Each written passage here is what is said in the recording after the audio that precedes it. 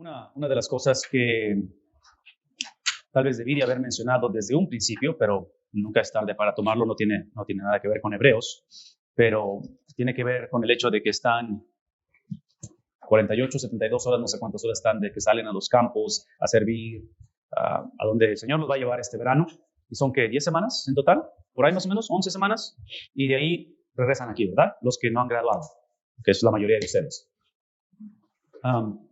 Una de las cosas que leímos o que vimos el día de ayer, que tocamos el tema de Efesios capítulo 4, y lo usé como ilustración y les puse los círculos, y es la cuestión de la obra o la responsabilidad que tenemos, y en este caso es como líderes, como personas que hemos sido llamadas, es para la administración o reproducción de nuestra vida en otros. El apóstol Pablo en Efesios 4 habla acerca de que fuimos llamados para, ¿qué cosa?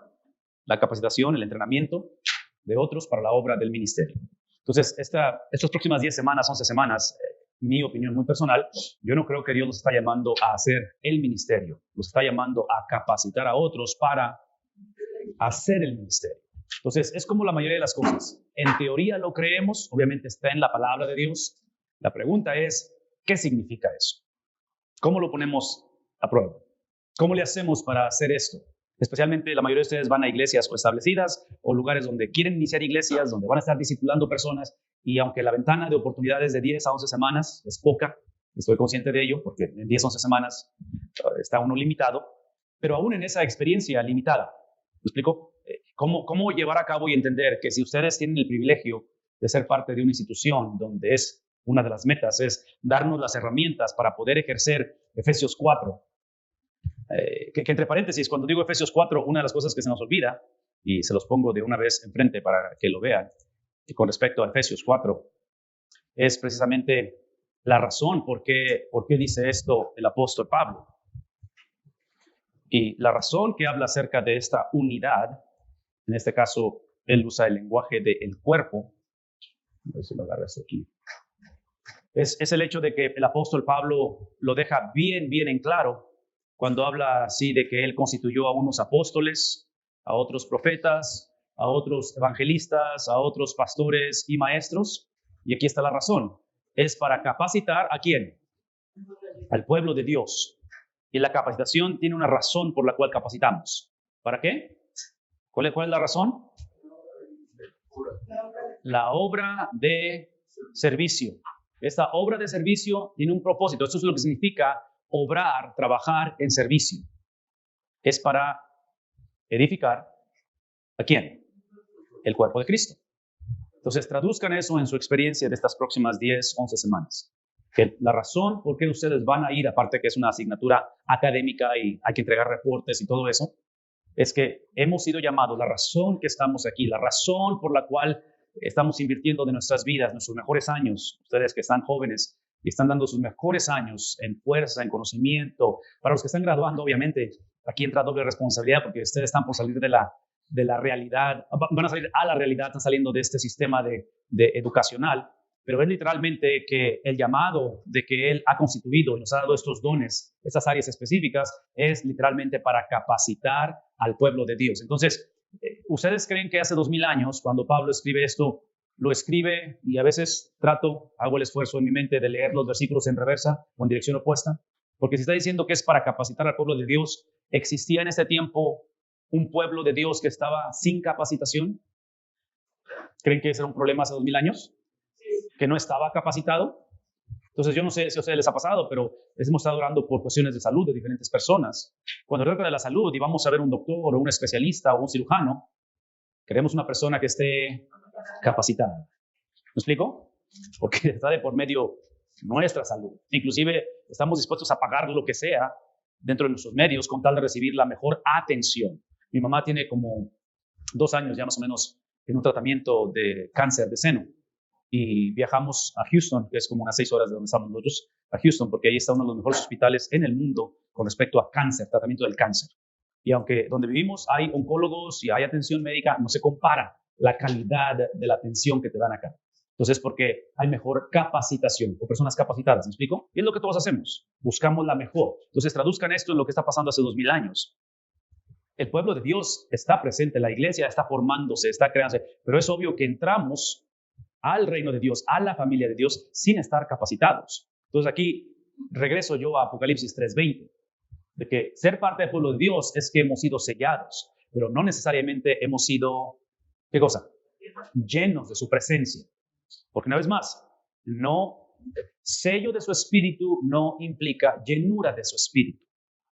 Si así fuera, no hubiera habido necesidad de escribir las epístolas. Las epístolas, yo siempre he creído que es parte de atender a la necesidad, no para que la gente se convirtiera, aunque muchos se convirtieron por el mensaje de los apóstoles, pero las epístolas no están escritas a la cultura sin Cristo. ¿A quién están escritas las epístolas? Al pueblo de Dios, que simplemente no se estaba comportando como pueblo de Dios. ¿Me explico? Porque estaban sellados, simplemente no había llenura. Entonces, traduzcan eso en lo que está diciendo él, porque él dice, el propósito del llamado de ustedes, mío, dentro de esta experiencia de profetas, maestros, apóstoles, todo lo que nos he dicho, es que tenemos un pueblo de Dios que no está capacitado. ¿Sí?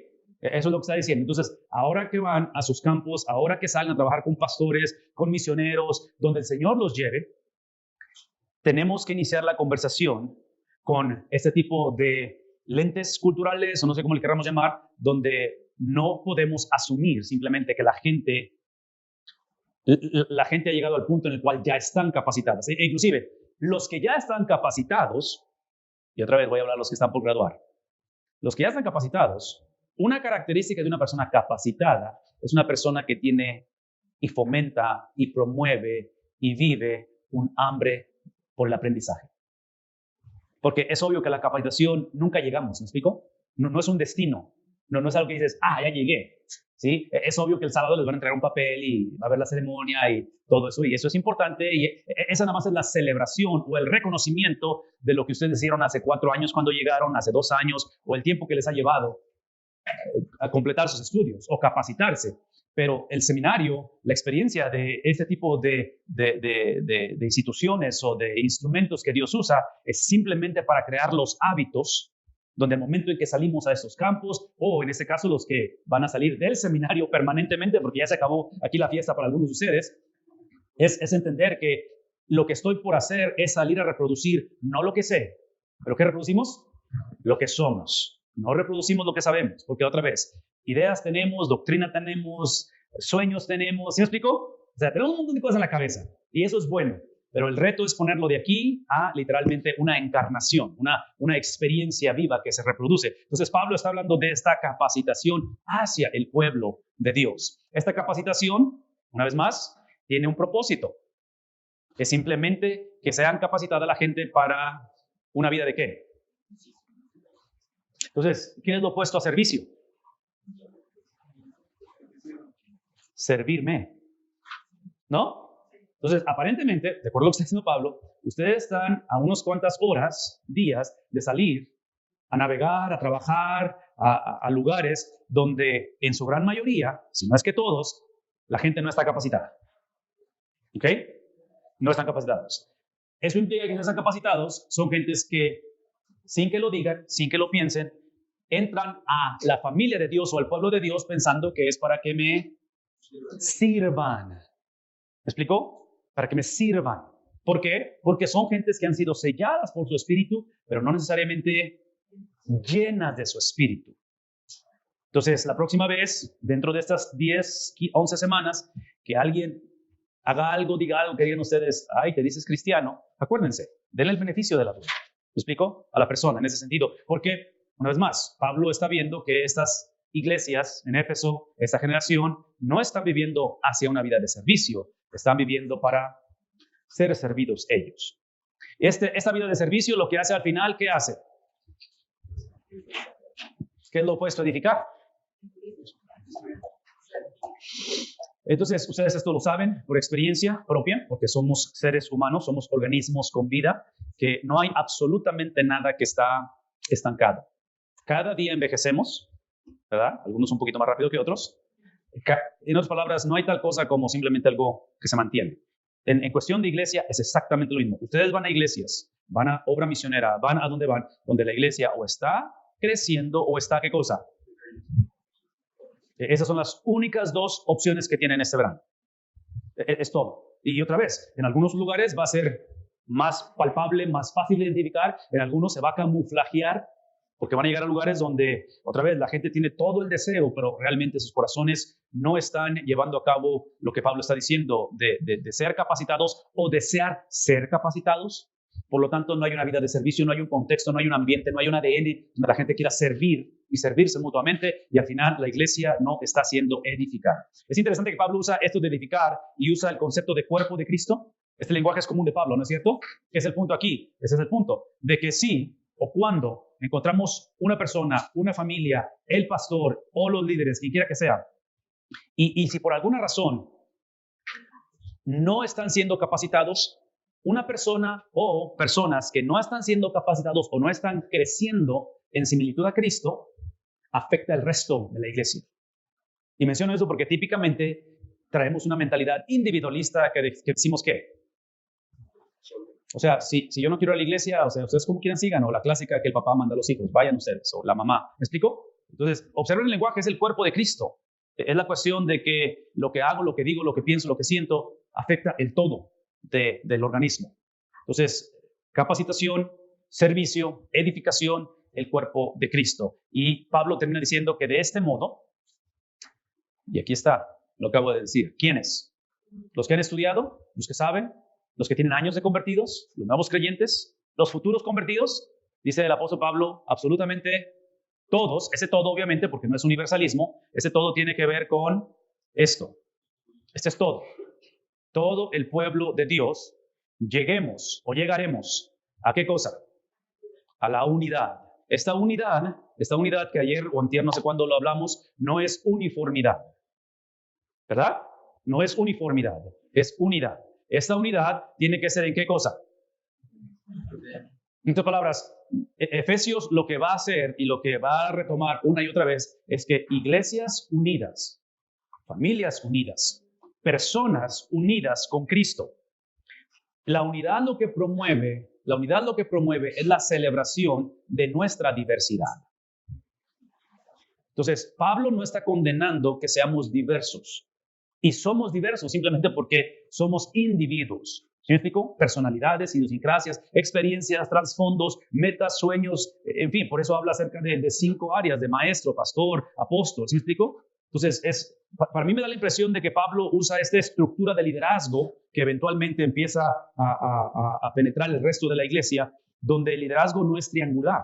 Y digo triangular porque típicamente, y otra vez, porque somos parte de un sistema de cientos de años, el catolicismo, donde se crearon jerarquías, no en función, pero en esencia, ¿verdad? O sea, creamos esto de que el que está mero arriba es infalible y se sabe de qué estoy hablando, ¿verdad?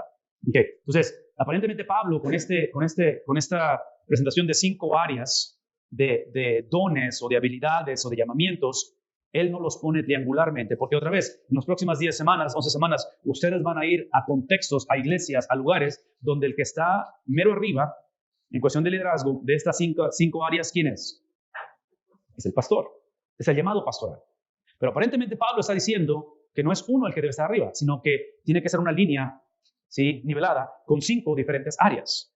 ¿Sí ven lo que está pasando aquí? Ahora, otra vez, estoy hablando de función en este caso, ¿verdad? Y cómo funciona. Por eso, mi opinión muy personal, para que la iglesia pueda hacer lo que estamos hablando, es que sea una iglesia que tenga multiplicidad de liderazgo. Y no tiene que ser pagado todo. Yo sé que iglesias no pueden pagar múltiples pastores y todo eso, pero si el pasaje inició diciendo esto, el versículo 11, Él mismo constituyó, ¿quién es Él? Sí, Cristo constituyó y empieza a hablar de lo que Él constituyó. Es obvio que la iglesia, siendo el cuerpo de Cristo, estos dones son los dones que Dios ha dado o que Cristo ha dado. Por lo tanto, la implicación aquí es simplemente que dentro de las iglesias ya existe gente a las que van a ir ustedes donde vienen, gente que son llamadas o que tienen el don pastoral, que tienen el don apostólico, que tienen el don profético, que tienen el don de maestros, que tienen el don de evangelistas. Eso es lo que está implicando. Ya existe. Inclusive no lo podemos crear nosotros porque son cosas que el Espíritu da a la iglesia, ¿verdad? El trabajo de nosotros, este es el reto. ¿Cómo es que le hacemos para crear estructuras humanas basadas en la palabra de Dios? ¿Cómo estructuramos la iglesia para que estos dones sean identificados, estos dones sean puestos o sean identificados donde se capacite a la persona donde la gente empiece a vivir una vida de servicio, donde la iglesia sea edificada. ¿Cómo le hacemos para hacer eso? Porque mientras mantengamos una estructura triangular, en lugar de que sea una línea, sí, constantemente nos vamos a volver a caer en la misma situación que caemos constantemente, donde otra vez creamos como en el fútbol la segunda división, la primera división y tenemos la selección, que son los que realmente van y compiten contra los mejores. No existe tal cosa, ¿verdad? En la iglesia. En fin, cuando hablamos acerca de esta unidad, dijimos que es la unidad en qué cosa? ¿Y qué dijimos que es la fe a la luz de la Biblia?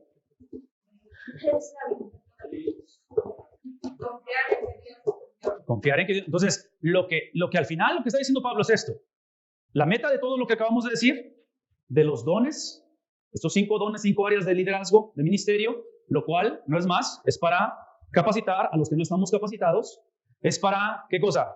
Entre más sabes, más capacitado, más sirves, ¿verdad? Entre más sabes, más sirves. Esa es vida de servicio, ¿qué es lo que hace? Edifica ¿a quién? A todos, es una edificación de todos. Y esa edificación, por lo que estamos leyendo, es aquella de la cual empieza a crear o a formar en ellos la unidad que la iglesia requiere. La unidad, el reto de la mayoría de nosotros cuando salgamos de aquí, vayamos a la realidad de iglesias, de trabajo y todo eso, es que nuestro mundo, nuestras familias, nuestras iglesias, nuestros campos de acción van a estar tan fragmentados o están tan fragmentados que la gente, la iglesia, los pastores están tan desanimados que eso es normativo. Que así simplemente es esto. ¿Me explico? Entonces entramos en una situación donde, pues ni modo, ya estamos aquí, ni modo, o sea, ni para dónde irnos. Hay que entrarle. Esa es la mentalidad que, y piensen a nivel gobierno. No es lo que hacemos muchas veces. O sea, pues, platicaba ayer con alguien y les comentaba que en Estados Unidos, en las últimas elecciones con Trump, y no sé si recuerdan eso, pero Trump compitió con la esposa de Bill Clinton, Hillary Clinton. Entonces, la razón que Trump ganó, aparentemente es lo que la gente dice, y hay verdad en ello, es que las opciones eran o Guatemala o Guatepeor. Los dos están por puertas. ¿Cuál es el que menos nos va a afectar? Y bueno, fue Trump. ¿Sí me explico? O sea, fuimos forzados a agarrar el que menos nos iba a afectar, o por lo menos creímos eso. Entonces, llega un momento en el cual se crea un ambiente donde la iglesia en un momento dado está viviendo esa fragmentación. Entonces, aquí lo hacemos normativo. La unidad esta es la unidad. La unidad es que encontremos un pueblo de Dios en el cual celebre su diversidad, y la otra es que esta unidad, que lo hemos dicho varias veces, por los capítulos 1 al 3, es que la unidad no es tanto entre nosotros, la unidad es la del Espíritu con el Padre, con el Hijo, traída y encarnada en nosotros en una vida de aprendizaje en lugar de sábelo todos, capacitación, en una vida de servicio y en una vida en la cual estamos edificando, no la iglesia, estamos edificando al esposo de la iglesia. En otras palabras, lo que crece no es la iglesia, quien crece es la imagen, la presencia, el carácter, la mentalidad de ¿quién?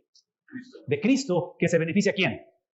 La iglesia. ¿Me explico? Porque otra vez, piensen en su propia vida, en mi propia vida. Sí, lo que yo necesito no es una mejor versión de mí, ¿verdad? Esto lo hemos dicho toda la semana. ¿Qué es lo que yo necesito?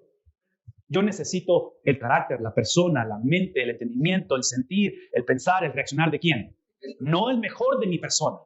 Aunque es bueno mejorar y terapias y tener cursos de personalidades que, si me explico, todo eso es bueno y no estoy en contra de eso, pero al final de la historia, lo que mi espíritu, mi cuerpo, lo que mi esposa y mis hijos necesitan no es una mejor versión de mí.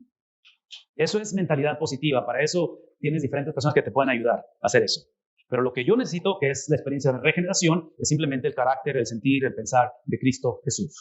Es una persona en mí. Entonces, piensen eso a nivel de iglesia. Cuando hablamos acerca de edificación, yo sé que estamos pensando que es crecimiento, multiplicación, misiones. Eso es importante y qué bueno que suceda. Pero si somos honestos, hay iglesias que pueden crecer numéricamente sin necesariamente predicar el evangelio.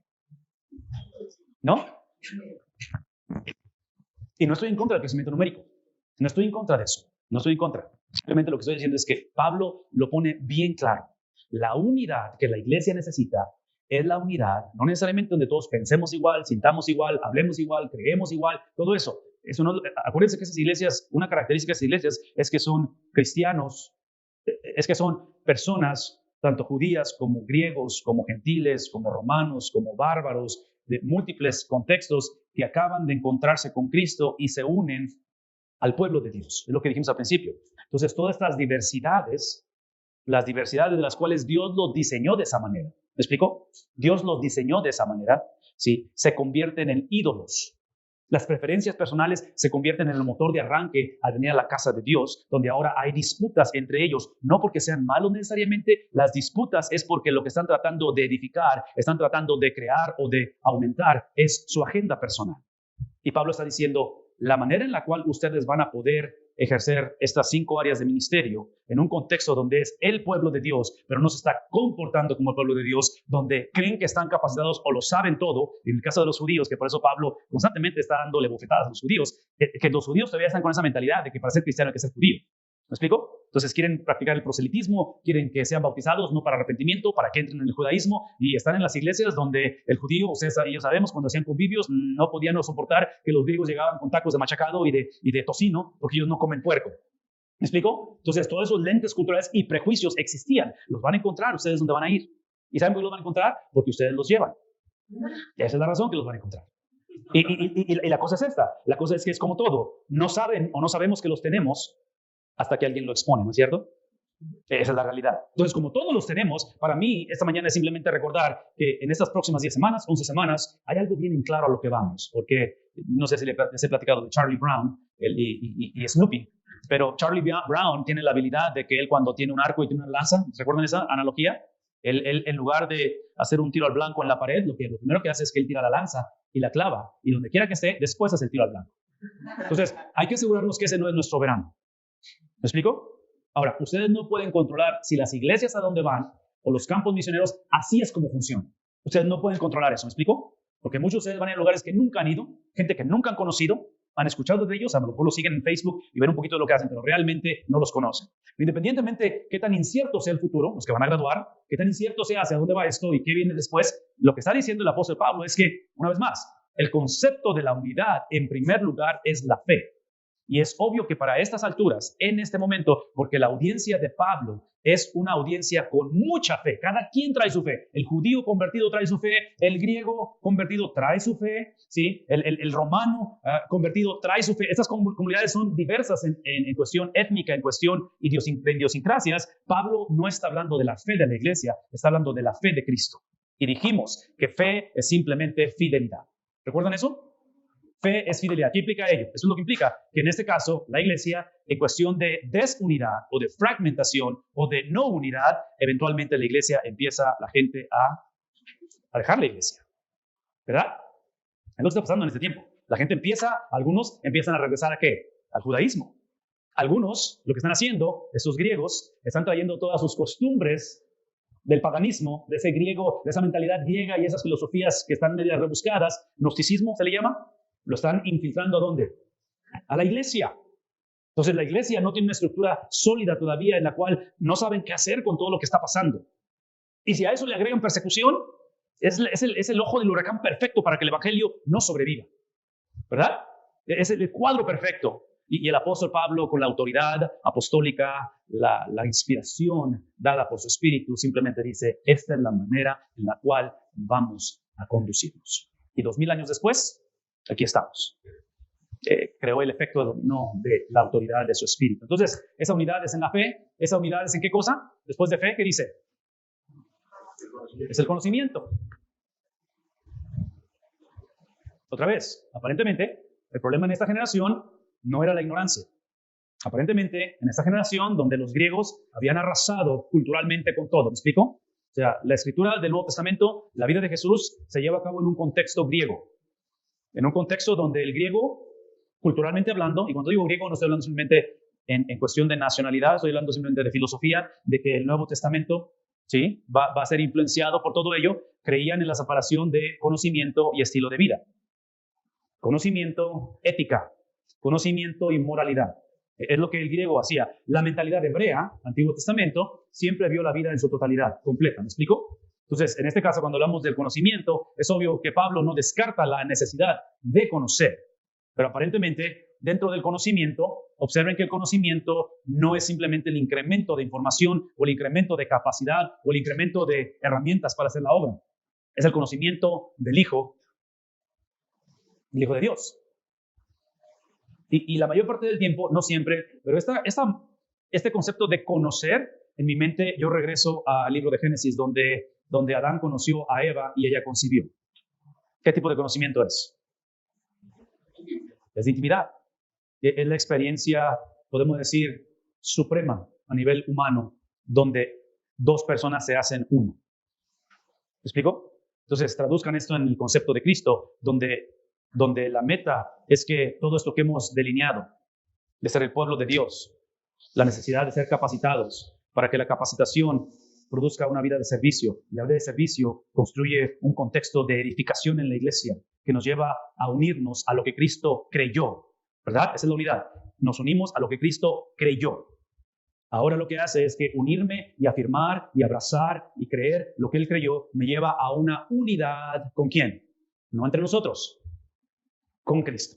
Dice Pablo, es unirnos o tener la unidad del conocimiento del Hijo de Dios. De tal manera que ese conocimiento a una humanidad perfecta que se conforme no solamente algo parcial, no solamente algo circunstancial, no solamente algo en concepto o doctrina, pero en su totalidad, a una plenitud, donde Cristo como persona se convierte en la meta. ¿Sí? Cristo como persona se convierte en la meta. Entonces, simplemente quería recordarles esto o llevarles a pensar porque, inclusive, muchachos, otra vez esto es la Biblia, obvio, y lo creemos. La pregunta es, ¿qué significa? ¿Cómo lo ponemos en práctica, no? Entonces, ahí es donde yo les recuerdo y les vuelvo a decir que el trabajo de uno no es hacer ministerio. El trabajo de uno es capacitar personas para que hagan el ministerio. Ese es el trabajo de uno. Inclusive yo argumentaría, humanamente hablando, que para recibir o tener remuneración vocacionalmente en la iglesia, a través de vivir del ministerio, es precisamente para hacer eso. Yo no creo que pastores, líderes misioneros deben de ser pagarles para que hagan ministerio. Yo pienso que debemos ser pagados cuando capacitamos a otros para que hagan el ministerio. ¿Me explico? Porque seamos honestos, hacer ministerio nos encanta. Predicar, enseñar, estudiar la Biblia, visitar, evangelizar nos encanta. Lo difícil es cuando hay que enseñar a otros a hacer eso, porque la gente es complicada. ¿Me explico? Las iglesias están amañadas. Entonces, es difícil. Entonces, por eso uno prefiere mejor nada más hacer ministerio en lugar de estar capacitando a otros para gran ministerio. Y la otra es porque hacer ministerio muchas de las veces es simplemente reproducir lo que sé, no necesariamente lo que soy. ¿Verdad? Porque ustedes y yo sabemos, en cuestión de relaciones interpersonales, en cuestión de discipulado, eventualmente sale el apellido. Eventualmente somos forzados a que nuestro conocimiento empiece a engranar con nuestro estilo de vida. Eventualmente nuestra doctrina tiene que ser reflejada en cómo nos tratamos unos a otros. Por eso hablamos el día de ayer en cuestión de quién califica para guiar y capacitar a la iglesia. Hablamos de líderes, de pastores, de diáconos, porque, una vez más, en su gran mayoría el problema no es conocimiento, especialmente hoy en día con acceso inmediato a información, con tantos programas que hay como seminarios y todo eso. La mayor parte del tiempo el problema no es información. La mayor parte del tiempo es cazar la información. ¿Con qué? Con ética, con temperamentos, con trasfondos, con personalidades y cosas por el estilo, ¿sí? Entonces, eso es parte de lo que tenemos que recordar conforme hacemos esto. Ok, permítanme llevarles ahora al libro de Hebreos una vez más. Porque necesitamos avanzar, necesitamos cubrir múltiples capítulos. ¿Tienen alguna pregunta, algún comentario con respecto a esto? No, esto está muy grande. No solamente la iglesia está, finalmente en general, no solamente la iglesia está mañana, sino que nosotros mismos nos hemos a veces creído que si no hacemos la obra de la licitación y ese tipo de cosas y demás, no estamos cumpliendo con nuestro ministerio. Y no la creemos. Y el pastor debe ir por delante. El líder debe ir por delante porque ese es el ejemplo a seguir. Y si él no lo hace, pues ¿cómo quiere que la iglesia lo haga? Si a él le pagan, no lo hace. Y a veces hemos sido crueles, ¿no? Con los pastores y los líderes, más con los pastores tal vez, juzgar que solamente son líderes o pastores de oficina. Sí, es la creo que en general hemos sido así un poco, hemos errado. Sí, y por eso es que muchas de las veces es más atractivo iniciar una iglesia para no lidiar con la subcultura de la iglesia establecida, con lo que hicieron los pastores previos. Entonces, es más atractivo iniciar una iglesia, pero, aquí está el pero, eventualmente la iglesia establecida o nueva, una misión, una plantación, eventualmente las instituciones, los organismos, reflejan el ADN del líder. Entonces, como pastor, si yo tengo ahí yo diría que después de 2 o 3 años, 4 años, ya no hay absolutamente a nadie más que culpar más que a mí mismo. Porque la iglesia refleja mi persona. ¿Me explico? Entonces, sí, tiene razón en eso. Entonces, por eso es que cuando vamos a una iglesia establecida, el Señor nos lleve, y muchos de ustedes van a ir a iglesias establecidas este verano, esa es la realidad. Esa es la realidad. Vamos a encontrar ese tipo de cosas ahí. Ok, muchachos, capítulo 3, ahí en sus cuadernos, por favor. De Hebreos, página 39, de acuerdo a lo que yo tengo aquí.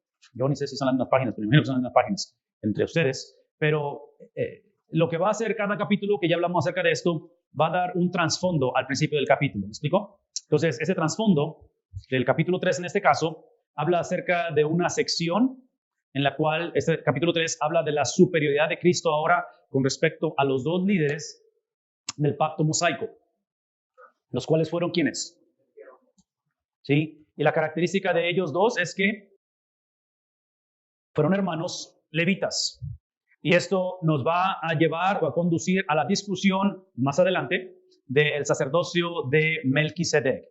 En esta sección, eso es lo que quiero que mantengamos en mente. Una es superioridad. Ya hablamos de superioridad de Cristo en cuestión de cómo es que Dios habla, pero hablamos en el capítulo 1, capítulo 2 de la superioridad sobre los ángeles. Ahora es superioridad de Cristo sobre Moisés y sobre Aarón o sobre la ley o el pacto mosaico. En este caso ahora, en la letra B, va a ejemplificar o a decirnos qué significa esto. ¿Qué significa que Cristo es superior a la ley mosaica? En la letra B dice que el concepto es el de la casa de Dios y el concepto de el reposo. Mantengan esas 2 palabras en mente porque son cruciales en esta sección o en este capítulo para demostrar la superioridad de Cristo sobre, en este caso, sobre la ley mosaica. El argumento se desarrolla en esta forma. Esta es la manera en que lo va a desarrollar. Ok, se desarrolla de esta manera. De que Moisés, esto es importante, Moisés fue parte de la casa o de la familia de Dios. Pero Jesús, ¿cómo lo presenta? A ver otra vez. Número 1, dentro de la letra C. Ok, aquí está la letra C. La manera en que va, déjenme regresar. El punto del capítulo 3 es, una vez más, Jesús superior ¿a qué cosa? A la ley. ¿Sí? A la ley. Jesús superior a la ley. Eso implica que es superior a Moisés, es superior a Aarón. Eso implica, y esa es la manera en que va a demostrar el autor de Hebreos la superioridad. Va a hablar de la casa de Dios y va a hablar acerca de el reposo en Dios o el reposo de Dios. Eso es el vehículo que va a usar para demostrar la superioridad de Cristo sobre la ley mosaica. Y ahora empieza a desglosarlo. ¿Y cómo lo va a ilustrar? Es porque Moisés fue parte de la familia de Dios. Inclusive piensen en Moisés, que es obviamente, Moisés es un hombre trascendental, ¿no es cierto? En la historia del judaísmo, del cristianismo. O sea, Moisés, si se pone a pensar en el personaje o en la tarea de Moisés, toma lo que se cree, los historiadores, 2.7 millones de personas. No sé cuánto es 2.7 en cuestión de una ciudad. ¿Oaxaca? ¿La ciudad de Oaxaca tiene tantos así de habitantes? 2.7 millones. No sé si lo pueden imaginar, pero es un montón de gente. ¿Okay? 2.7 millones de personas es un montón de gente. Es lo que se cree que Moisés va a sacar de Egipto. El contexto de sacarlos de Egipto es que Moisés saca una generación que todo lo que sabían era trabajar y tener hijos. Es todo lo que sabían. Obviamente influenciados por el politeísmo de Egipto. Entonces, no es un grupo de gente que viven en una neutralidad o en un secularismo donde simplemente no hay Dios, donde, ¿sí me explico? Donde no hay referencia o punto de referencia en cuestión de cosas espirituales. Vienen con un montón de costumbres literalmente ingridas, o sea, es parte de 400 años de vida. Y así de un día para otro, no de un día para otro, pero así nada más de repente, se aparece Moisés, habla con Faraón y le dice, deja salir a mi pueblo. Conocemos la historia. El punto es que al salir, el peregrinaje es por 40 años. Y en 40 años, aquí está el punto que quiero decir, quiero que vean la grandeza de Moisés, porque fue un gran hombre. En 40 años, Moisés va a crear los fundamentos, va a establecer las bases de los sistemas para discipular una nación. ¿Por qué? Porque cuando este pueblo salió, ya lo dije, todo lo que sabían ellos era trabajar duro y tener un montón de hijos. Es todo lo que sabían hacer. De tal manera que Éxodo inicia diciendo que de repente el faraón dice, estos ya se multiplicaron. El día que se nos echen encima, no vamos a poder con ellos. Me explico, si se unen a un ejército forense o foráneo, automáticamente va a ser un problema. Entonces, a donde voy es esto. Ellos eran esclavos. Ellos no sabían o no tenían sistemas que les permitieran funcionar como sociedad. ¿Sí me explico? No los tenían porque todo lo que sabían era vivir bajo la opresión de un gobierno que los abusaba. Es todo lo que sabían. Entonces Moisés los saca de Egipto y en un contexto de peregrinar en el desierto, de no identidad, de nómadas, en un contexto donde siempre se están quejando, en un contexto donde Moisés se desespera con ellos múltiples veces, es ahí donde Moisés se le da el crédito de ser un gran líder porque él crea, forma, establece los principios para no solamente crear una nación, pero crear los fundamentos del monoteísmo, los fundamentos de los 10 mandamientos, los fundamentos de simplemente discipular a un montón de gente. De tal manera que al principio, cuando hicimos el ejercicio del peregrinar de nuestra fe, recuerdan que estaba basado en Deuteronomio 6, versículos 6 al 9. Entonces, Moisés está dándoles como un examen final, porque es Deuteronomio, está por subir a la montaña a tener su momento con Dios, del cual nunca regresa. Entonces, Moisés le está haciendo como un repaso, inclusive Deuteronomio se le considera como el segundo ¿qué? Exacto, es el retomar la conversación. Parte de ellos porque es la generación que no la que sacó Moisés, son los hijos de los que sacó Moisés, ¿verdad? En fin, el punto aquí es esto. Conforme ustedes salen, una vez más, salen y van a lugares nunca antes conocidos, algunos de ustedes van a estar fuera del país, piensen en términos de que la meta no es simplemente evangelismo, la meta es ¿qué? Discipulado. Entonces, el Éxodo, pensando en Moisés, Moisés fue un discipulador, porque Moisés discipuló a un montón de esclavos, eventualmente a sus hijos los discipula, y en cuestiones de tiempo, yo no sé si ya la guardé o no la guardé, o dónde está.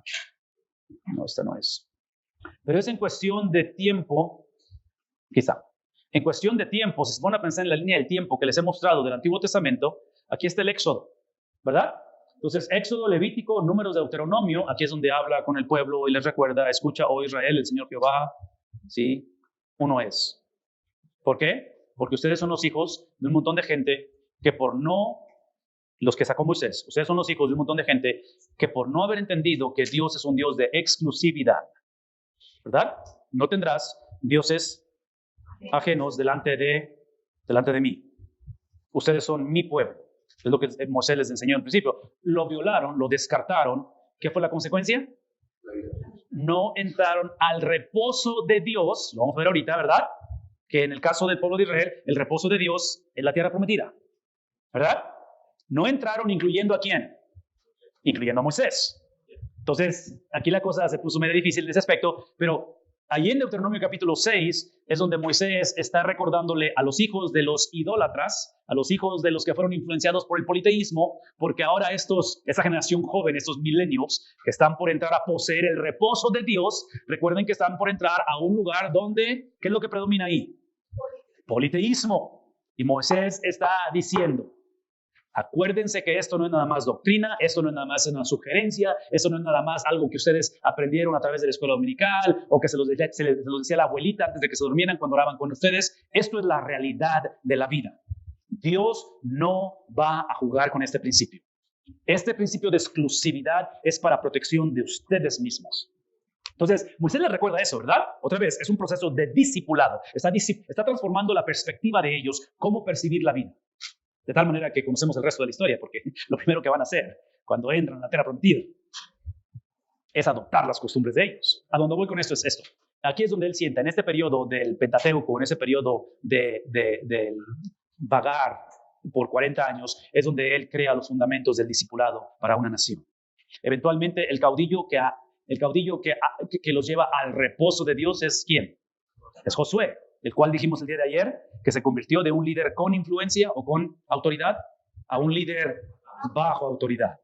Y en mi mente no puedo dejar de pensar que, bueno, y otra vez esto es un principio que yo pienso que se aplica en todos lados. El éxito y el fracaso, o los fracasos de Josué, en mi opinión muy personal, basado en el liderazgo, ¿sí? de la vida, es que Josué, porque fue discipulado por Moisés, pienso que su liderazgo habla más de quién lo discipuló que de él mismo. Entonces, eso es lo que implica. Piensen en términos de pastorado, de iglesias. donde quiera que servimos, donde quiera que estamos, en 10 semanas, 11 semanas, que van a estar sirviendo este verano, piensen en términos que cuando se llegue agosto y la mayoría de ustedes regrese a la escuela y a lo mejor no vuelven a esos lugares donde estuvieron, la huella que ustedes dejen ahí, las personas que impactaron, las personas que discipularon en ese periodo, lo que pase con ellos va a hablar más de ustedes que de ellos. Al sentar esas bases correctamente. ¿Sí me explico? Inclusive ustedes y yo ahorita, en este momento, somos el reflejo de alguien o de alguienes, no sé si se dice, pero somos el reflejo de personas que nos discipularon, ¿no es cierto? De nuestros pastores previos, de nuestros mentores. En otras palabras, no existe tal cosa como que yo me hice a mí mismo. Eso no existe. Es arrogancia en su extremo, ¿no es cierto? De que yo soy el producto de mis propias decisiones. No es cierto, eso no es cierto. En fin, entonces al punto que voy es que Josué es quien nos va a llevar a poseer la tierra, el reposo de Dios, es el lenguaje que va a usar Hebreos constantemente, pero a donde iba con todo esto es de que observen que aquí está Josué en la línea del tiempo. Después de ello encontramos a jueces, la J y la D es jueces, y ¿quién está contemporáneo con el libro de jueces? Ruth, que es parte de esto, ¿verdad? Pero de ahí, aquí es donde voy. Recuerden que estoy hablando del Pentateuco, la formación de una nación, el discipular una nación, discipular un montón de gente, bla, bla, bla, bla, bla. Todo eso es un montón de drama, lo sabemos, porque Josué, ¿cómo termina Josué? Perdón, ¿cómo termina Jueces? Que cada quien hacía lo que bien le parecía. ¿Ok? Entonces, es obvio que es drama lo que encontramos, pero eventualmente aparece un empalmar entre la función del sacerdote, que fue instituida dentro del Pentateuco a través de Aarón, la tribu de Leví, y aparece el profeta. El profeta en este caso es Samuel. Y Samuel tiene una función doble en ese aspecto, como sacerdote y como profeta, el cual él va a ser el líder, él va a ser el pastor, si quiero usar ese término, para pastorear y elegir lo que el pueblo pidió en Jueces. ¿Qué pidió en Jueces el pueblo de Israel? Danos un rey. Dios les advierte que no va por ahí la cosa, mas sin embargo se los cede, les concede eso, y el primero de ellos es ¿quién? Saúl, eventualmente David y después Salomón. ¿Qué es el punto? El punto es que esta experiencia que se le llama la monarquía unida, que se encuentra su historia en el primero y segundo libro de Samuel y el primer libro de Crónicas, principalmente parte del segundo libro de Crónicas que inicia aquí. Si ustedes ven, esta etapa es la etapa de gloria del pueblo de Israel. Son una nación poderosa, rica, abundante y próspera. ¿Sí? Por eso inclusive cuando piensan en términos de Mesías, el resto de la historia del pueblo de Israel, ellos siempre piensan en términos de un David. Porque acuérdense, David fue el prototipo de un guerrero, ¿verdad? Era el que mataba gigantes. Entonces, en ese caso, a donde voy es de que observen que es en un periodo relativamente corto de lo que es el Pentateuco o Deuteronomio a la monarquía unida, donde el discipulado de Moisés florece en algo nunca antes visto. ¿Sí captamos eso? O sea, las bases las sentó Moisés por 40 años, gran líder. Dios habló a través de él, Dios lo usó y eventualmente el fruto se refleja en esa monarquía unida, la prosperidad, la manera en que los lleva Dios a una experiencia grande, que trágicamente es un paréntesis entre todo esto, porque observen que las líneas se dividen, porque los hijos de Salomón, ¿qué es lo que hacen esos hijos? Dividen el reino. Que una vez más, sin sonar prejuicioso, los hijos dan el reflejo de quién fue su padre. Porque los hijos simplemente estaban haciendo lo que el padre hizo, ¿verdad? Con todas sus concubinas y todas sus esposas. Eventualmente, Salomón hace lo que Dios prohibió desde un principio. No tendrás dioses ajenos delante de mí. No los vas a tener. No se va a permitir eso. Entonces, eventualmente sucede la tragedia donde de aquí en adelante, sobre todo en los reyes, en el liderazgo o reinados de Israel, el reino del norte, si ustedes leen su Biblia, se van a dar cuenta que es caótica la situación, ¿no es cierto? Los reyes del reino del norte, los del sur no cantan mal las rancheras, pero los del norte, o sea, es algo trágico. Entonces, a donde voy es esto, es que si esta es la etapa de gloria, los años de gloria, la construcción del templo, que obviamente representa la presencia de ¿quién? La presencia de Dios, porque tenemos un sistema sacrificial, ¿verdad? Donde ponemos a cuentas con Dios, donde la meta no es vivir o no es crecer en santidad en ese tiempo, la meta es simplemente evitar pecado o evitar tener cuentas malas con Dios. Es apaciguar a Dios. Esa es la mentalidad del Antiguo Testamento. Entonces, por eso es crucial que el templo esté en existencia. Entonces, cuando ustedes adelantan la película y se vienen al 586, donde eventualmente los babilonios van a conquistar a Jerusalén y destruyen el templo, es obvio que ahora no tienen una manera de ponerse a cuentas con Dios, porque el sistema sacrificial ha desaparecido, o por lo menos el instrumento que hacía ello. Todo eso, muchachos, lo mencionamos porque es cuando hablamos de cómo Moisés se le atribuye la creación de la nación de Israel. ¿Sí? Entonces, él es parte de esa familia o de esa casa. Hebreos va a decir que Jesús fue parte. ¿Quién es Jesús? Él la edificó. Y otra vez, esta carta, dijimos al principio, es dirigida a ¿quiénes? Hay dos grupos que típicamente son incluidos como la audiencia o los destinatarios de la carta. Háblenme, ¿quiénes son? Judíos convertidos y no, judíos no convertidos. Esa es la audiencia. ¿Qué es el punto? Aquí está el punto, escuchen esto. El punto aquí es esto, que afirmar que Moisés fue parte de la casa y familia de Dios es algo que se sobreentendía. Porque, otra vez, Él es el padre de la nación, Él es el líder, Él es el fundador, Él es el prototipo, ¿me explicó? De la raza hebrea. Pero decir que Cristo es el constructor de ella es un problema muy serio. ¿Por qué? Si yo soy judío en este tiempo. Mándeme. ¿Pero por qué? ¿Por qué choque con todo? ¿Por qué sería una ofensa?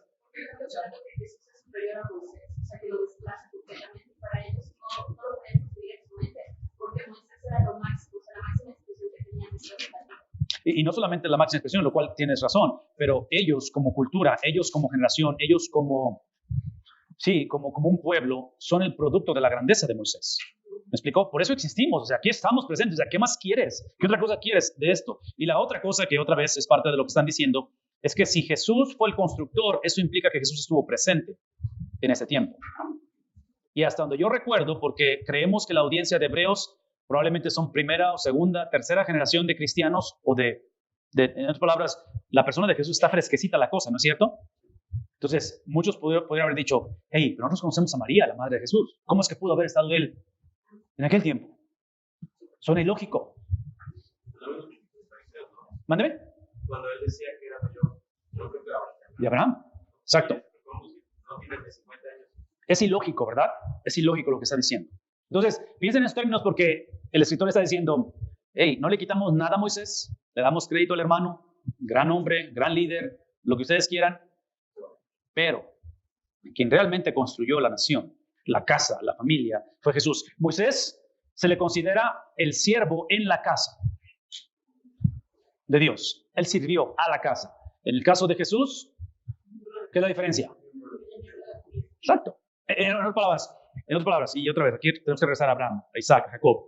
Desde el principio, antes de Moisés, y estamos hablando de cientos de años, ¿no es cierto? Entre Abraham y Moisés, que aquí hay un principio extremadamente importante. Observen que la salvación de Abraham, que él le va a creer a Dios y se le es acreditado como justicia, que su salvación es experimentada y vivida antes de la formación, no solamente de la nación de Israel, pero de los 10 mandamientos.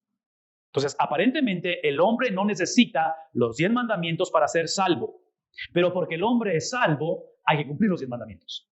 ¿Sí vemos la diferencia? Entonces, los 10 mandamientos no son negociables, es simplemente cuándo los vamos a ejercer. El punto aquí simplemente es esto, de que cuando pensamos en este caso en la formación de la nación de Israel, en la misma vida de Moisés, es que encontramos que el llamado de Abraham desde un principio, cuando él es justificado por Dios, es hecho justo, el prerequisito, porque no existe amor incondicional, siempre hay una condición, es que Abraham tenía que creer, ¿verdad?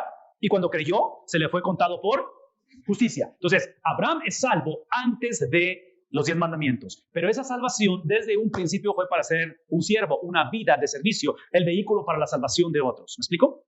Que es la razón por que ustedes van a ir este verano a servir. Porque ustedes han sido capacitados, han sido salvos, han sido discipulados, están aprendiendo ¿para qué? Simplemente para servir. Porque reproducimos, no lo que sabemos, reproducimos lo que somos. Eso es lo que reproducimos, ¿ok? Entonces, en este caso, cuando hablamos acerca de Moisés siendo un siervo en la casa, lo cual es extremadamente importante, el llamado de Moisés, la experiencia sobrenatural de una zarza ardiendo, todo lo que hemos entendido, ahora que lo vemos de espejo retrovisor, entendemos que sus 40 años en Egipto, sus 40 años en el desierto o cuidando ovejitas, la zarza se aparece 80 años de edad, 40 años, fue la preparación para 40 años en el desierto, ¿me explico? Él no lo sabía, él no lo entendía, pero ahora lo vemos así. La diferencia es esto, es que aparentemente Jesús desde un principio no solamente ejemplifica y vive la vida de servicio, pero Jesús es miembro de la familia. donde esto de lo que estamos describiendo, la estructura, el proceso, los eventos, Abraham, el pacto, creyó, fue justificado, Moisés, la nación, todo eso, es el vehículo donde Dios no simplemente deseaba un grupo étnico, un grupo que tuvieran ciertas costumbres y trasfondos, que fueran gobernados de manera. Dios lo que deseaba era una familia. ¿Sí? Eso es lo que Dios deseaba. Dios deseaba la restauración de lo que sucedió en Génesis capítulo 3. En Génesis capítulo 3 perdimos la habilidad de relacionarnos con Dios. Una fragmentación que por el carácter, la esencia, lo que Dios es en su santidad, Él no podía permitir una relación con Él. Donde el hombre, no por accidente, pero por alevosía y desventaja, decidió abandonar esa relación con Dios. Donde en lugar de ser mayordomo se hizo, ¿qué cosa? Autónomo. Y el resto lo conocemos. Entonces, todo esto que estamos navegando y aprendiendo en Hebreos es simplemente cómo es que el autor usa lo obvio, la historia, las evidencias, lo tangible, como el ejercicio que hicimos, lo palpable, lo no negociable, lo que ustedes ya saben. Hebreos simplemente está llevándonos a decir, desde un principio Dios ha estado tratando de hacer esto a través de Cristo, simplemente que lo hemos ignorado, simplemente que se nos olvidó que la cosa, en este caso de la formación de la casa, vean esto, la formación de la casa, de la nación, la formación de la cultura, la formación de ustedes como nación a través de Moisés, no fue la meta. La meta es que fuéramos una familia, la meta es que tuviéramos una relación con el Dios que formó la casa. Y ese Dios obviamente es Cristo. Número 3, Él falló en traer a la realidad, ¿qué cosa? La entrada a la tierra prometida. Casi entró, casi, pero al final no entró. Porque aquí es donde vamos a tocar el tema de la apostasía. ¿Sí? Donde hay gente que casi se ven como cristianos. Casi se veía como pastor. Yo no sé dónde salió eso, pero se lo ordenamos, fue al seminario y mira con lo que salió. ¿Me explico? Entonces, él casi trae la realidad, el descanso, donde ya lo dijimos. Solamente Josué, ¿y quién es el otro que entra? Josué y Caleb. Pero de ahí en fuera, los 2.7 millones de personas que se cree que son los que sacó Moisés, ¿qué les pasó? No entraron al descanso. No conocieron la tierra prometida. ¿Sí? Entonces, es lo que estaba hablando. Él falló a esa tarea y está contrastando porque obviamente Cristo es aquel que nos provee el descanso. El enfoque teológico de esta unidad, capítulo 3, es una advertencia. Aquí está el punto. Advertencia. No sé si puedan subrayar, no sé si puedan recordar, no sé si puedan llevarlo esto en claro. Es una advertencia. ¿A qué cosa?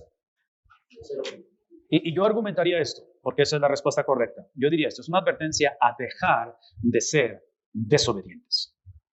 ¿Me explico? Porque la audiencia de Hebreos no es una audiencia que esté en un estado neutro, donde simplemente no quieren compromiso con Dios, pero son buenos ciudadanos.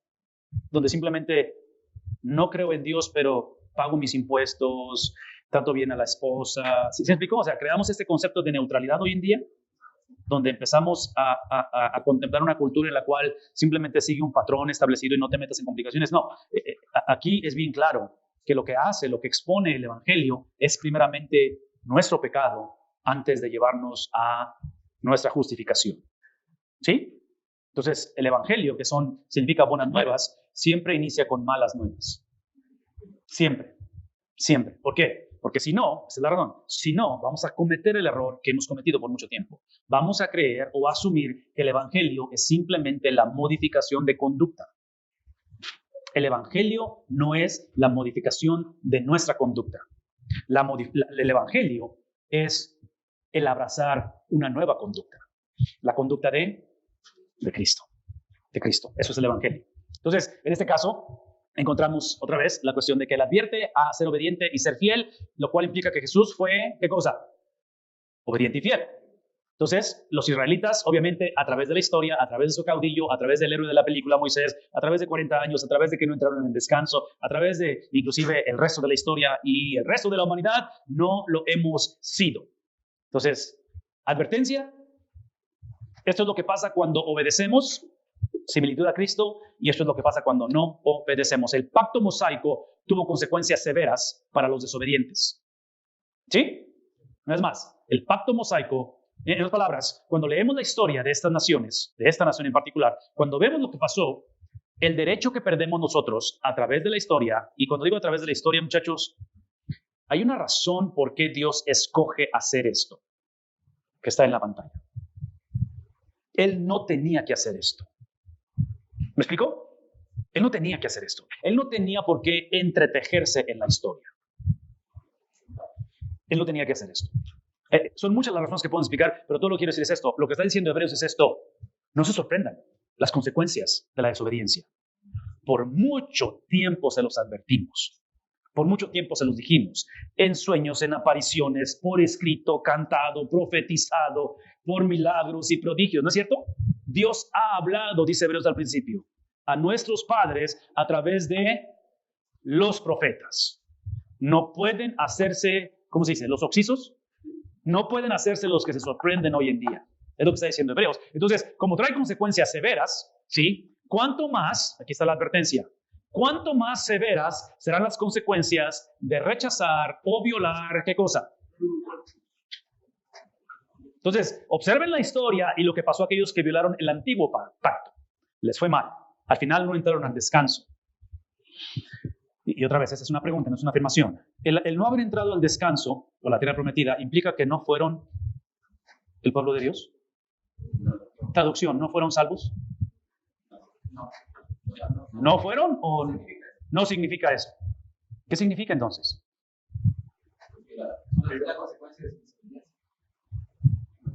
Y lo cual es extremadamente importante y es certero ello. Pero como la historia de la humanidad, la historia universal, la historia de Israel, nunca fue acerca de Israel, yo diría exactamente lo mismo, pero diría que no fue por la consecuencia de su pecado, es por la santidad de Dios. El no haber entrado no es tanto porque pecaron, desobedecieron, no creyeron, fueron incrédulos, pero fue más que nada porque Dios es justo, porque Dios es santo. ¿Me explico? Porque Dios no puede ser burlado. Entonces, es el mensaje que tenemos que compartir, donde enfatizamos los dos. Sí, definitivamente la conducta, las acciones, la mentalidad, la idiosincrasia, la falta de fe, su pecaminosidad les lleva a no entrar al descanso, incluyendo a Moisés. Pero eso es secundario cuando te enfocas en quién es el que estableció esos parámetros desde un principio. ¿Me explico? Desde un principio el Señor dijo, sed santos porque yo soy santo. Yo soy el Dios que no voy a ser burlado. Yo soy el Dios que te he dado evidencias desde un principio de que mi poder es incomparable. Y que en este caso, esto es lo que Dios dice al principio, en este caso, regresando a Abraham, es obvio que yo inicio y tomo y te adopto y soy tu Dios, no por lo que haces, porque Abraham lo hace, lo experimenta, su transformación, su regeneración, antes de que la ley es dada. Entonces es obvio que a mí lo que me interesa no es tu obediencia, me interesas tú me interesas a mí. Pero porque me interesas, requiero que seas obediente, ¿verdad? Entonces la obediencia no es opción. Es simplemente que la obediencia no es lo que te lleva a la relación, es el producto de la relación. Entonces, es simplemente que por su carácter, por su esencia, ellos van a tener que pecar, van a tener que morir. Porque si ellos no mueren, si el pueblo de Israel entra al reposo, quien queda mal es Dios. Es un Dios imparcial, es un Dios acomodatizo, es un Dios no confiable y es un Dios no santo. Es un Dios que su palabra no es veraz. Y es obvio que es lo último que necesitamos hoy en día, ¿no es cierto? Entonces, ahora traduzcan eso con lo que estamos afirmando. ¿Cuáles van a ser las consecuencias? ¿Cuáles van a ser las consecuencias? ¿O qué tipo de severidad sería? De profundidad es aquellos que violamos o que tomamos no en serio el nuevo pacto. No el pacto anterior, el nuevo pacto.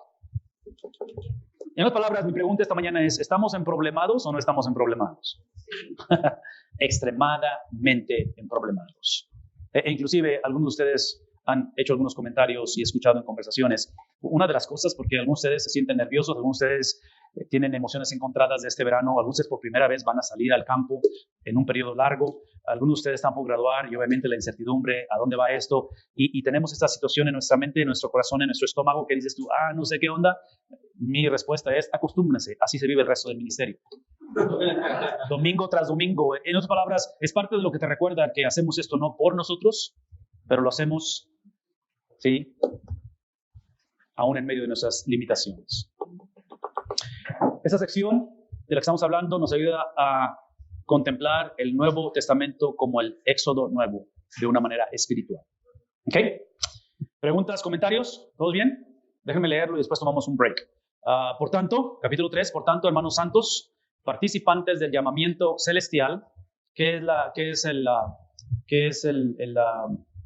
mandato, la ordenanza. Consideren al apóstol y consideren al sumo sacerdote de quién está hablando.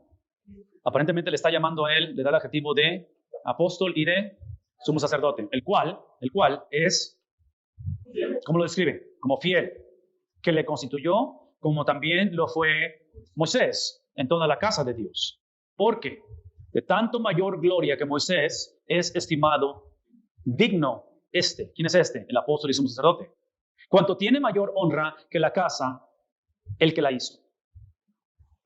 Porque toda casa es hecha por alguno, pero el que hizo todas las cosas es el Dios de la Biblia, que es Cristo, que es el apóstol, que es el sumo sacerdote. Y Moisés, a la verdad, fue fiel en toda la casa de Dios. No le quitamos nada a Moisés, como siervo, para testimonio de lo que se iba a decir. Pero, aquí está el pero Cristo como hijo, como miembro de familia sobre la misma casa, la cual, esa casa, somos nosotros. Si retenemos, aquí está la prueba de que no hay amor incondicional. Si retenemos firme hasta el fin, ¿qué cosa? La confianza y el gloriarnos. Esa palabra esperanza la vamos a hablar un poquito más adelante y la vamos a encontrar varias veces. La palabra esperanza en la Biblia típicamente significa o implica certeza, seguridad. ¿A diferencia de qué? ¿Qué típicamente decimos de esperanza? Un deseo de que algo suceda, pero no tenemos la seguridad que va a suceder. ¿Me explico? Tenemos la esperanza que el sábado en la mañana no llueva para que pueda hacer el culto de graduación, pero puede suceder, ¿verdad? Inclusive puede haber tormenta, en fin. Entonces tenemos la esperanza. En la Biblia, esperanza, específicamente en este tipo de contextos, es como si yo les dijera ahorita, les aseguro, muchachos, que el sábado no va a llover. Van a decir así como que, wow, espérame. ¿Cómo puede estar tan seguro? ¿Cómo puede tener la certidumbre? Es lo que está diciendo aquí. Está diciendo, sí, Cristo como hijo sobre su casa, como miembro, la cual esa casa somos. Entonces, lo que está haciendo aquí el escritor de Hebreos está recordándonos que Cristo, Moisés, obviamente es parte de esa casa. Moisés se le da el crédito que requiere. Moisés, gran siervo de Dios. Moisés trazó, otra vez, como les decía un momento, trazó la estructura, los planes, trazó la tarea de discipular los fundamentos, los sistemas. Pero ¿quién edificó? ¿Quién edificó la casa? Es Cristo. ¿Por qué? Es la razón. Porque Él es el único que no solamente edifica la casa, Él ya es miembro de esa familia. ¿Me explico? Entonces, en este caso, termina diciendo esto, de que esa casa, a través de Cristo, no a través de Moisés, quien Él es y siempre fue miembro de esa casa, somos nosotros, no por lo que Moisés hizo, pero porque Cristo es el Hijo. Y otra vez, el contexto, el trasfondo de esta audiencia, cuando hablamos de hijos, de primogénitos, cuando hablamos de aquellos que son los herederos del padre de familia, ¿verdad? Es que somos adoptados a través de Él. Por lo tanto, Él especifica, estipula, el escritor de Hebreos, esto solamente sucede, el hecho de ser hijos, el hecho de ser la casa de Dios, si retenemos con firmeza, hasta el fin. ¿Qué cosa? ¿Qué necesitamos retener? La habilidad de creer, de confiar en la confiabilidad, no de Moisés, no de nosotros. ¿En la confiabilidad de quién? Del Hijo, del apóstol, del sumo sacerdote. Entonces, el hecho de yo entrar a la casa, el hecho de yo ser parte de la casa, de la familia, el hecho de haber sido adoptado, escuchen esto, inició con una experiencia. Y en mi mente regreso a Génesis, donde Abraham le creyó a Dios y le fue contado por justicia. Pero eso no puede ser la meta. Esa tiene que ser, ¿qué cosa? El principio. Creer en Cristo Jesús, ser parte de la familia, de la casa de Dios, es simplemente el principio. ¿Por qué? Por la misma razón por la cual Abraham fue justificado, por la misma razón que Moisés es traído a una tarea increíble que es la formación de una nación, por la misma razón que este pueblo es sacado de 400 años de esclavitud, por la misma razón que Josué es el que lleva al pueblo al reposo. ¿Cuál es la razón de todo esto? Es porque a través de ellos, de esa iniciación, es que Dios quería redimir el mundo. Entonces, nuestra salvación, que somos parte de la familia de Dios, no es simplemente para que nos gloriemos que somos de la simiente del pueblo de Dios. Es para que entendamos que nuestra experiencia de redención, de ser parte de la familia de Dios, de la casa de Dios, es porque hay miles y millones de personas que Dios ha entregado al Hijo antes de la fundación del mundo que van a ser parte de la casa. Simplemente que Él nos ha invitado, nos ha llamado a ser el instrumento para que sean parte de la casa. Y a eso se le llama evangelismo. A eso se le llama discipulado. A eso se le llama entender que si somos parte de la casa de Dios, escuchen esto, si somos, o porque mejor dicho, no sí, pero porque somos, es entonces que lo que produce ser parte de la casa de Dios es el último enunciado en ese versículo. Es que por lo tanto vamos, estamos y vamos a retener, ¿cómo? Con firmeza. ¿Qué cosa? La confianza hasta el fin. Personas que son miembros de la casa, que son parte de la familia de Dios, no es evidencia, sino ¿qué cosa? Resultado. Es como el inglés y el español conmigo, ¿verdad? El inglés es la evidencia de que vivo en Estados Unidos, pero el español es el resultado de lo que soy. Es simplemente lo que soy. No me lo pueden cambiar. ¿No? ¿Sí me explico? Entonces, personas que son parte de la familia de Dios simplemente por naturaleza, simplemente porque es lo que somos personas que retenemos firme hasta el fin. ¿Qué cosa? La confianza. Y somos las personas que nos gloriamos ¿en qué? En la certeza de que lo que Cristo dijo se va a llevar a cabo, independientemente de qué suceda. Porque si ustedes leen esa frase y la leen en reversa con respecto a esto, es obvio que podemos fácilmente argumentar y crear esta última frase en reversa, donde el pueblo que salió de Egipto, su problema fue de que no tuvieron la certeza que iban a entrar a la tierra prometida, no se gloriaron en lo que Dios prometió que iba a hacer y que prometió desde Abraham. Ellos conocían la historia. Ellos trágicamente no tuvieron la confianza, no duraron hasta el fin, porque lo primero que hacen cuando salen es que Moisés se va a hacer otro devocional al principio y Aarón colectan un montón de oro. ¿Y qué es lo que construyen? Y lo empiezan ¿a qué? A adorar. Entonces, es obvio que no estuvieron firmes bajo la certeza de que cuando Dios dijo, no tendréis Dios reino delante de mí, pensaron que Dios estaba jugando, que simplemente estaba bromeando, que simplemente, ¿sí me explico? Y otra vez, para el beneficio de la duda de este tipo de generación, se nos olvida que el monoteísmo es algo completamente nuevo aquí. ¿Me explico? O sea, a esta gente les faltaba ser discipulados. No dudo que fueron salvos, fueron escogidos por Dios de la manera en que fue escogido Abraham. No porque merecían ser salvos, simplemente porque Dios en su soberanía los escogió. ¿No? ¿Sí? ¿Están de acuerdo con eso? Es obvio que esta gente no es la gente que yo hubiera escogido para que fuera pueblo de Dios. Es obvio que yo no me hubiera escogido para ser salvo. ¿Verdad? Entonces, es obvio que todo corresponde a Dios. Simplemente que la autoridad, la soberanía, la doctrina de la elección nunca interpone ni cambia la habilidad del hombre de decidir. Es simplemente que lo que cambia, la habilidad que cambia, es de decidir a favor de Dios. Es decirle sí al Espíritu Santo en salvación. ¿Verdad?